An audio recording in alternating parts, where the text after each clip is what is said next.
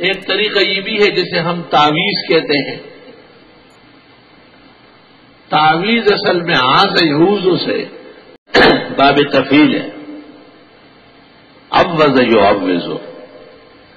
تعویذ کے معنی ہیں کسی کو پناہ دلانا. بعض آیات اور بعض دعائیں ایسی ہے کہ ان کو لکھ کر کے دیا جاتا ہے.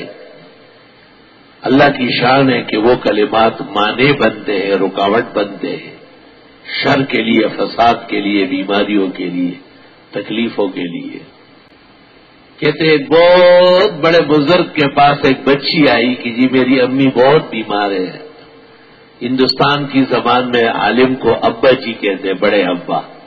بڑے ابا میری امی تڑپ رہی ہے، آپ کوئی لکھ کے دے دے.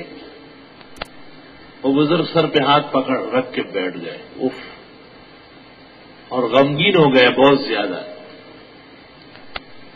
اور ان کی عادت نہیں تھی تعویذ لکھنے کی. جو لوگ لکھتے ہیں ان کی چلتی ہے، جو نہیں لکھتے ان کی نہیں چلتی. عجائب علوم ہے. تو انہوں نے ایک کاغذ لیا اور اس پر بسم اللہ الرحمن الرحیم رب العالمین. یہ بچی بہت پریشان ہے اپنی والدہ کے لیے.